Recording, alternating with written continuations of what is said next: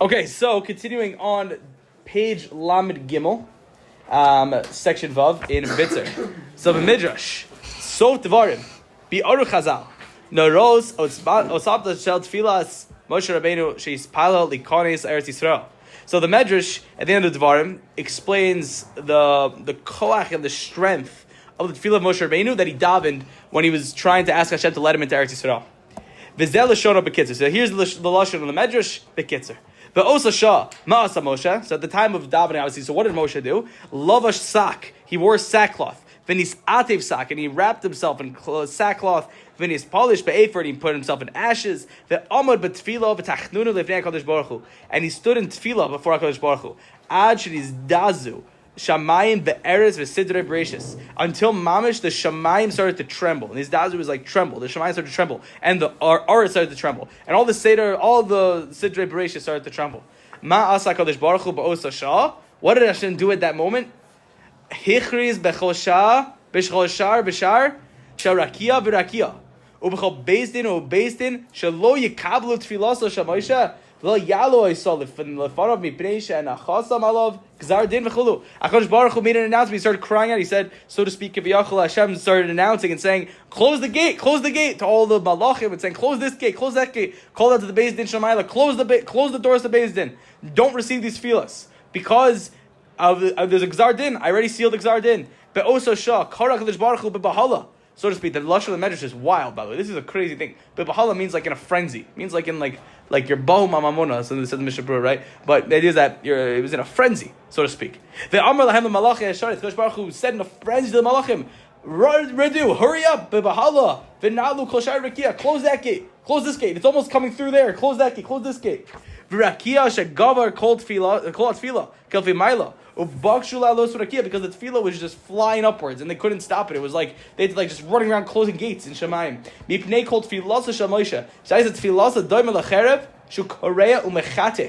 tefillah of Moshe was like a sword that had like tears and splits. Whatever it's going towards, but ain't no ma'akiv, and nothing can stop it. Shaisa tfilaso me ayin shama b'forash shalamad min zagzal. What's this thing? What does it say? Zagzal? Rav v'sof eshabnei morom. I'm not sure. What do you say? Maybe it's a malach? I don't think so. I don't know what this is. Okay, I'm not sure. Either way, ve'in shama b'shem b'forash, because of the shem b'forash. Oh, excuse me. Right, I just skipped over, right? Because the point is that he learned, because Moshe was using the Shem Furish that he learned, and Al Oso Shah, who Omer, and Moshe Rabbeinu was using the Shem Furish to daven, this tremendously powerful tefillah. And what? The Eshma Acharei Kol Rash Gadol Baruch Hashem B'Kamo. This name, Zaga, this is one of the names you're not supposed to say? It could be, I'm not sure. I'm honestly not sure. I mean, I'm assuming, I'm looking at it, I'm wondering, it's probably, honestly, but means it's probably a malach. It's probably a malach. I could be wrong. It says Kelvin, yeah. Yeah, it's very possible. It's probably like a malach. First question for our listeners. First question for the listeners. Good. But either way, keep it. Does it say that you have the English? Does it say it? Doesn't say that. Does it say it? What does it say? Let me pause.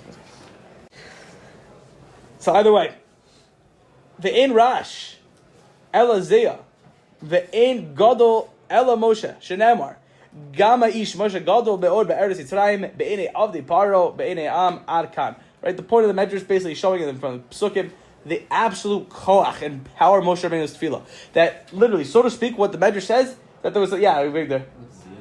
What's Zia is with like what you say? Well, which word Zia? Oh, with like trembling, with trembling and power and same thing. Good. Retas and Zia is like trembling. So we see the absolute koach of tefillah Moshe Rabbeinu that literally it put Shamayim into a state of frenzy, so to speak. They couldn't stop it. Kiviyachol, whatever that means, but this is what the Medrash says. V'hine, Bo'uzal, Chazal tell us, L'hadgish noros od semes kochash od tefillas Moshe. That Chazal come and actually explain to us and help us understand the absolute koach of tefillah Moshe Rabbeinu. Umayata, Novo anu lekosher advarim im divrei Azor HaKadosh, Parshas Balak. So now we're going to connect what we just learned to the Dvarim in the words of the Zohar HaKadosh of Parshas Balak. V'zal, this is the translation, the Targum. He says in Targum, this is Targum into Hebrew. Shlosha, heim shakasu behem tefillah. There's three people that upon them, the Torah says, is written about them tefillah, so to speak. Who are these three people? Let me just make sure this is still 1 second. Who are these three people? There's three people are Echadu Moshe, Echadu David, Ve'echadu Ani. Three people are, number one is Moshe, number two is David, and the third is the Ani, the poor person. What does that mean? We all know. We say this every Shabbos. Tefillah l'Moshe Ish Elokim, right? It says in Tehillim. We all know this Tehillim. We say it every Shabbos. Tefillah zu she'in kamoa ba'adam acher. This is a tefillah. It's not like within another man. It's not. It says that the tefillah Moshe, that Moshe was mamish that it's referred to Moshe like as tefillah, so to speak. That he embodied tefillah. This shows the koach of the tefillah. And it says tefillah David. Again, another paragraph Tehillim. Tefillah zu she'in kamoa b'melech acher. Right? It's not like just like another king, the tefillah of David Melech. David Melech was David Melech, and he literally called tefillah. And now the third one is a little puzzling. The third one's interesting. Tefillah la'ani. It doesn't say Yitzchak, doesn't say Yaakov, it says tefillah la'ani. We know that's also a paragraph Tehillim. Me'elu, ha'shlosha, mi chashuv b'kolim, the Zohar Kodesh says, from these three, who is the most chashuv? Have omer, tefillah la'ani. The tefillah of the poor person. Hold on one second. What did we just say? Didn't we just go through a whole medrash, say that the tefillahs of Moshe Rabbeinu put Hashem in a frenzy, kiviyachol. Put the malachim in a frenzy. Rip through Shemayim like a sword. The tefillahs of the cuckoo guy walking down Ben Yehuda collecting money is more powerful than Moshe Rabbeinu. What are we talking about here? How is this possible? Tefillah zu kodemes the tefillah shel Moshe. The kodemes tefillah shel David. The kodemes the chol shar tefillah sa'olam. But this comes before all the tefillahs in the world. Moshe, David, and everybody else comes before Yitzchak, Yaakov, whatever it is. Umawatam, what's the reason? Mishum, and I have this highlighted in mind. Mishum she'ani, who shavar halev, because an ani is somebody who has a broken heart. He is shavar lev. V'kazu karov Hashem l'nishbarei lev. Hashem is close to those with the broken heart. V'akadosh baruch hu makshi v'shemei advarav, and Hakadosh Baruch Hu listens to those people. Kevan she'ani is palal tfilaso, and when an ani davens tefillah like this, and when an ani davens, whenever an ani davens, because he comes to Hashem from a place of a broken heart, posech as kol chalonos rakia akan. And what does the Zohar say? The Zohar says that when an ani davens, he opens up all the windows of the rakia, of the heavens, so to speak. And we're going to explain right now what we're saying, but this is wild. Let's take a second and be like, whoa, this is a crazy thing over here. That we're saying that even more powerful Moshe Rabbeinu, we just went to the whole medrash. And the feel of an ani, and because he's brokenhearted. What does that mean, brokenhearted? Also, we have to understand what this means. It doesn't necessarily mean ani, or just like the concept of. Good, we're going to explain right now. Beautiful, great pickup. V'noroim advar. The Shimshon says these are dvar nora. They're crazy. This is wild. Shetfila Moshe Rabbeinu shaya ish Elokim b'tfilosa me'ein shem ha'meforosh hakorei mechadek ha'cherev, and Moshe's fields which came straight from the shem ha'forosh. Right, mamish, and when split Shemayim like a sword, adayin ena ketfila sabispala mitoch oni v'shvaron alev. It's not similar to the person that comes from a place of like poverty and broken heart. Shehi chazaka shebetfilas ayidei shosa adam es atzmo ani lifnei Hakadosh Baruch Hu umispala b'lev shavor she'ayidei kach nishmas tfilaso beyoser. What do we learn from this? We learn something. Wow, we learn somebody who davens in the bechina of an ani, like Avigdor just said. Doesn't mean that you're physically poor. We're not talking about that. It's the concept, like Avigdor said. It's the concept itself. Someone who davens to Hashem b'leiv shavor, and like we said before, so to speak, what does that mean, leiv shavor? Does that mean you literally have to be sitting on a street corner, poor, and literally physically brought to a broken heart? No. We're all in a place of distress. If you come to Hashem from a broken heart, because of the fact that remember we said, everybody's always in a time of distress. That's the whole concept of bitzer. Hashem makes it so that a human being is always worried.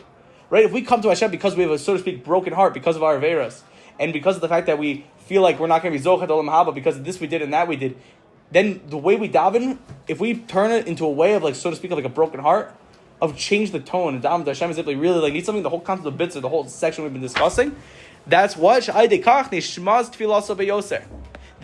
tefillah is listened to more than anything else. But if tachim sharei Shemayim l'siyata d'shmaya, the midah meruah v'yoser, and that tefillah has tremendous siyata d'shmaya from Shemayim for it to be accepted and for it to be uplifted.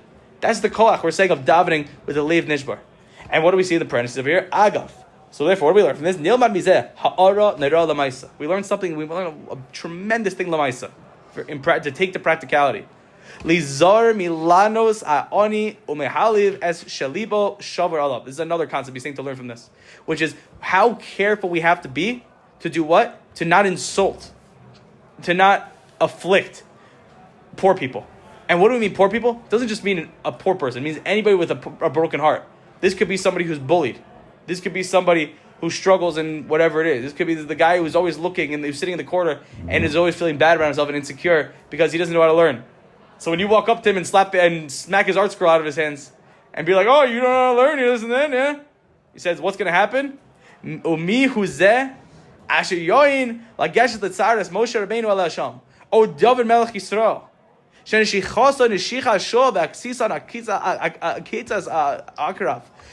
the tefillas of Moshe Rabbeinu and the tefillas of David HaMelech are described as what? They're described as like the bite of a fox and the sting of a scorpion of how powerful they are. The kol shekain, according to the Zohar, ha'ani, how much more powerful then for an ani, v'shavar halev, and a shavar halev, and somebody who has a broken heart. Pen yikra lech el Hashem bina zos, that you don't want to mess with this guy. We always think it's a different way to look at the different perspective to look. It always seems like the kid in the corner, chas v'shalom, is the easy one to pick on. It's always easy to pick on the guy in the corner. It's always easy to pick on the quiet guy. It's always easy to make fun of the poor guy. It's always funny to mock him and whatever it is and be like, oh, this guy's such a freak and this and that. It's always easy to do that, but it's a danger zone. He says Chazal warn us. Look, listen to the word lizahir. That's the word he's saying. Lizahir. Be careful. It's a warning because these people have the koach of tefillah even higher than Moshe Rabbeinu. And so to speak, all the more so. We all have the ability to do that too, in the sense of our power to feel. That's what he's trying to tell us here. Is it like Ein Har? What is that? Is it like Ein Har? Less about Ein Har, more about... Oh, sorry, maybe I didn't explain the concept, but thank you for clarifying. Because the point is now, we don't want the guy davening for you to get in trouble. Right. So yeah, in a way, it's Ein Har. I mean, I'm not going to say it's Ein Har. Not really Ein Har. Maybe kind of similar concept, but yeah. You don't want this guy to bring... it's more about, you turn around, the guy turns up to Hashem and says, Hashem, please kill this guy. He destroyed me. He broke my heart. He embarrassed me. He just literally just humiliated me in front of so many people. And you don't want that tefillah to go up. That's what he's saying here. So it's something to be aware of. Well, Hashem is something to be aware of. And it's something for us to understand that we all have the koach to have that power. We all have those within us. This is the whole idea we've been talking about. This is the reason why Hashem builds into us this mentality of always being in a distress. Right? This is what we said before. Because Hashem instilled within us the koach to do this. To instill within us the koach to unlock tefillah is even more powerful than Moshe Rabbeinu. That's the idea, because we all have the koach of an ani inside of us. We all have the power. We always have something that we're struggling. We always have something. And that lack could be in avodas Hashem. We're always struggling in avodas Hashem. So therefore Hashem always made it a struggle, so that therefore we what? So therefore we always have something to daven for. We're never in a state of satisfaction. We can always turn ourselves to a leiv ani. We could always, every single davening, just turn to Hashem and be like, Hashem, man, I can't believe it. I didn't get shir today. I didn't get this. I don't understand this. I want more time to learn. I want this. You can dive into Hashem in a way of an ani like that, and that's what we're discussing. So let's continue on. Besof Sefer Avos Chesed by the Chavetz Chaim. Vataka Marganisa Tava. There's a contrast over there. Vezel Shono. So Sif Katan Tazayin. What does it say? Lizoyer. She'apachad ve'atzar ve'achniyah. The person should be careful that the fear and the pain and the subjugation that a person feels, and makes him submissive in a time of sorrow and a time of sakana, a time of danger, chas v'shalom. Can you know im zeh? No, I feel abshu b'shalva. Even if I'm not sure what the abbreviation is here, but the point is abshu b'shalva. You should be careful to keep that feeling even when he's in a time of peace. Don't just daven in the time of the tzara. Don't just daven in the time when it already came. When you're in a time of peace. Bechniya bepachad ba'nava arkan l'shono. This is the Chavetz Chaim says at the end. That is over here that a person should be very careful to channel those feelings. Don't just wait for the tzara to come and then start crying out. You don't need to. It says you don't need to.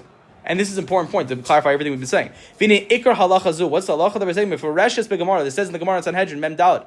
Hey arich shu'echa lo batzar. It says, would you outcry when you're not in distress? It says the Eov. Right? Amar Rabbi Elazar. Le'olam yaktim adam tefillah litzara. A person should always be makdim his tefillah to the tzara. Before the tzara comes, you should offer your tefillah. She'ilmalei lo. If he doesn't do that, hikdim avram tefillah. Excuse me. She'ilmalei lo hikdim avram tefillah litzara. Bein beis el lo bein ay lo nishtayir v'chulu. That if Avram didn't preempt these tefillahs, right? Avram saved all the surrounding villages around Sodom. If he didn't, they all would have been destroyed. But since Avram preempted the sakana, then Hashem said, okay, fine, I'll save them. Ayin Sham.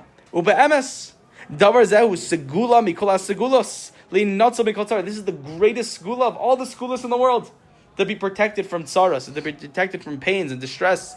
The greatest school in the world is just davening, so it doesn't come upon you beforehand.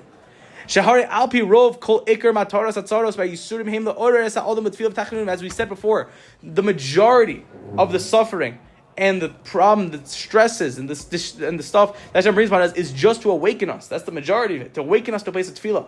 To awaken us to a place of submission to HaKadosh Baruch Hu. It says in the Gemara in Yevamos, Samach Dalet, Shabbai Steinu, Hayu Akurim, our avos, the avos HaKadoshim, were all barren. None of them could have children, which is wild. Because HaKadosh Baruch Hu wanted their tefillahs. If a person therefore preempts his crying out and preempts his sorrows with tefillas, then he already filled the purpose of what that sorrow was going to accomplish, and Hashem doesn't need to bring it upon him. He's saying something fantastic here. He's saying something amazing. Again, but he's saying rov. He's not saying all, because we have to understand also at the end of the day, obviously that's a focal core point of our emunah and our religion, is that we don't know ultimately the reason for things, and ultimately there's certain gzeras that outweigh other gzeras and certain things. But what we're saying is that a general klal that does help, and definitely helps in rov cases, is that Hashem brings the tzara to awaken us. Right? It's a wake-up call. The reason we're suffering is because Hashem's saying, no, where are you? Turn to me. Talk to me. Right? That's it. We saw with the Elvis. And we see over here. So the point is, if you preempt that davening, if you preempt the tefillah, if you're able to turn yourself to Hashem, even in a time of peace, which is very hard to do, then he says, I don't need to bring the tzara. You already accomplished your goal, my goal, that I would get from bringing the tzara upon you. So, and who knows how much tzara we're saved from when we daven in advance. Who knows? Amlam halashon shekasel lizar. And he says, be careful. Use the lashon of Chazal as lizar. Bipnei shelo beloze im yesh gam sakana b'davar. Achrei shemafora shazoi siba shetagia tzara b'chtei yispala. That person should be very careful, right? Because even if there's no, let's say, sakana with this, right? After we explain over here that the reason is simply just to awaken a person to daven, nimsa shechisarna tefillah, maybe osa sakana chas v'shalom, because maybe the lack of this tefillah is going to bring the tzara. Aval kishamakdim mitzad atzmo lahargish gilu kvar ba'alo asakana. It already feels like it already came. Umispa'ol le'ashlo tavi, daven that doesn't come upon yourself. So chosek will be spared lo. Sheshuv eno tzara shetavel tzara be'emes. Right, so then Hashem won't even need it to make it materialize. Ultimately, that's the idea.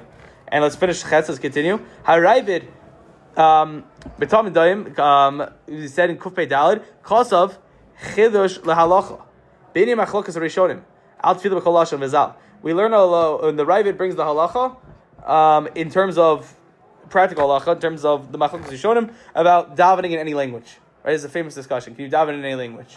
V'zal, v'lefia perush hazeh. And according to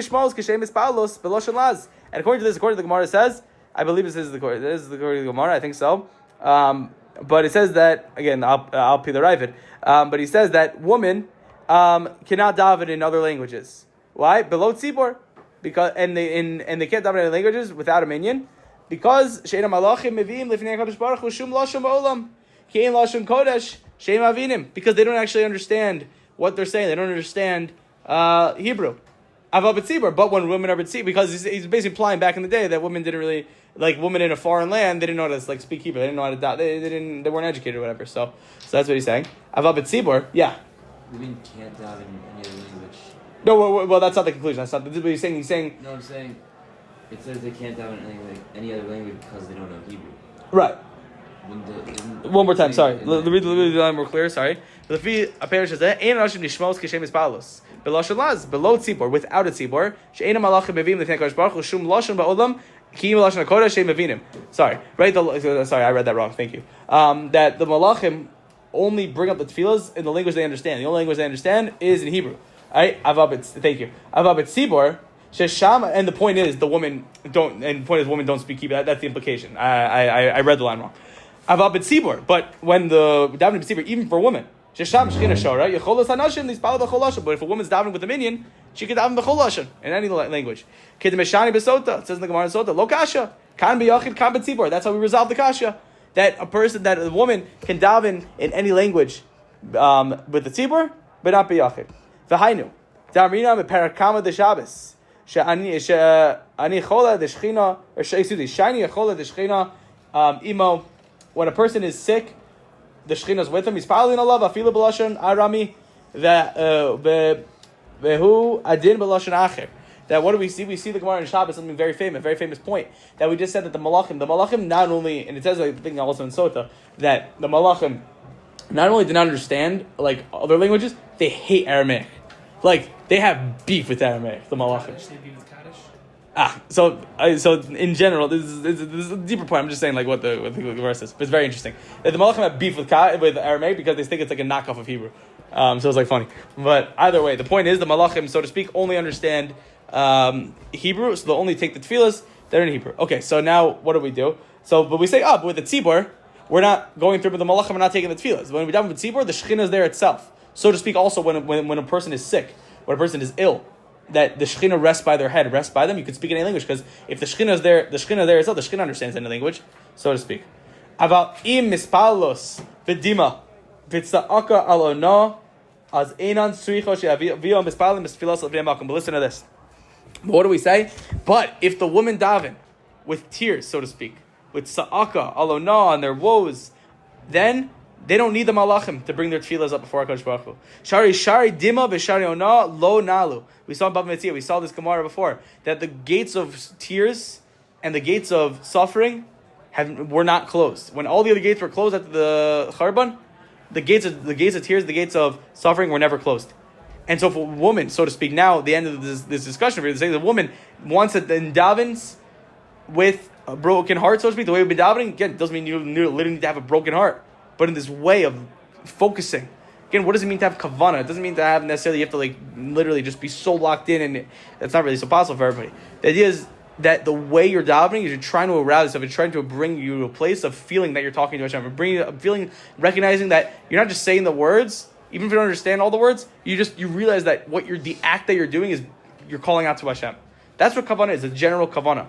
And if you bring yourself to that place when you're davening and do it in a way of just like with passion, put some effort into it, put some showcase it, so to speak that you need Hashem, that you show Hashem that you need things. That's what we're talking about here. And it says that you don't need malachim to take that tefillah for you. Then no matter what, even b'yachid, and we're going to see that right now. V'u'adin im ispalos.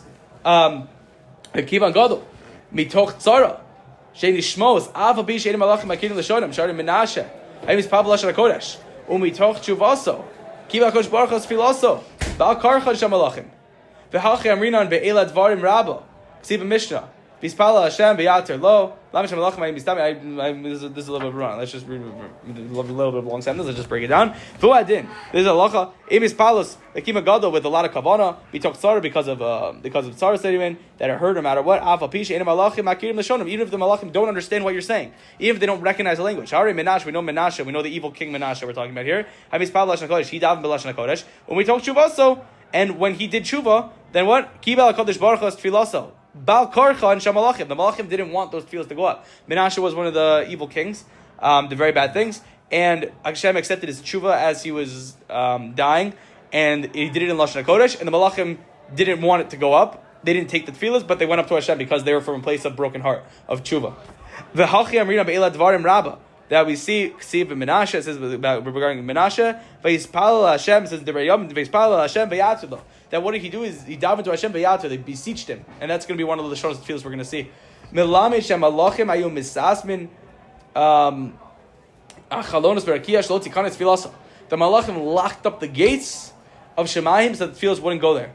HaKadosh Baruch Hu rakia, v'kibal tefillas HaKal Hashem. HaKadosh Baruch Hu was chater. HaKadosh Baruch Hu dug a tunnel. It's the famous thing. He dug a tunnel under the Kisei HaKavod, so to speak, and so the tefillas could sneak in around the Malachim. Arkan Lashono and Arkan Bitzer. So what's the idea that we're taking from this? We're seeing, and the tremendous thing that we're saying right now, it's not. And this is the way that I would kind of categorize this entire section and as a whole. It's not about necessarily the words you say. According to Bitzer, we're saying this method of tefillah that we do, it can be applied whether you're in Shemona Esrei, whether you're walking outside, at all times. It's about the way. It's about the way you daven. It's about the way you pray. It's about the way that you approach Hashem. It's about the way that you show that you're trying to be mevatel yourself. You're trying to show Hashem, I'm coming to you and only you because I need you and I trust you, and that's it. And just davening to Hashem in that way, having that mindset here, and it'll give you, if you put that into your mind as you're trying to daven, it'll give you koach. And we also said before, kavanah is not up to you. Right? True kavanah, being able to actually focus and really being able to connect, is not up to you. It's up to Shemaim. If Hashem wants to give you the brach of kavanah, and we said, how do we receive the brach of kavanah? By showing we want it. If we show Hashem we want the brach of kavanah, if we show Hashem that we're coming to you because we need you, and we're begging you, we're showing up today because we just need you, then Hashem will give you siyat d'shmaya, and you'll be able to connect. And this is how. This is when you see sometimes people lose themselves and they're shuckling and stuff like that. They're not always just trying to look extra stark over there. Sometimes really get lost. You get so lost in kavanah, you get so lost in just screaming to Hashem, so to speak, internally. And that's what happens. And that's the idea. And this concept of bitzer is a method of tefillah. It's a way to approach tefillah. And it's a way to, when we employ this method of tefillah, we saw before, that it has the koach of a tefillah Moshe, that destroys the heavens. It goes right through. Nothing can stop it. It sends Hashem into a frenzy, so to speak. And this is the base of the mashal we said last time. This is the tefillah that Hashem runs to. You think you're running towards Hashem? Hashem is running to you. Hashem wants these tefillahs. Hashem wants it. Hashem is begging us for it. Hashem sends us messages every day that we need, that He wants these tefillahs from us. So Bez Hashem, we should be zocha and shkoyach that we finished bitzer. Now we're going to continue into Shtava, the next, so to speak, lashon of tefillah. Next week, Bez Hashem is boch shkoyach, and also you can see also Shtava is short. It's a short section. Shtava is like crying out hysterically. I believe that's the thing. It's a short section. It's only a couple pages, and we're going weiter. We're making progress. Shkoyach, guys.